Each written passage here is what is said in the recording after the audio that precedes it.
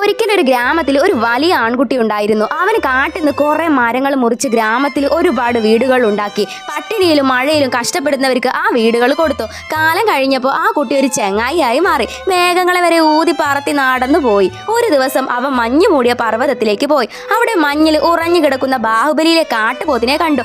അവൻ തീ കൊളുത്തി മഞ്ഞുരുക്കി. മഞ്ഞ് നീക്കിയപ്പോൾ പോത്ത് ദേ ജീവനോടെ എണീറ്റു.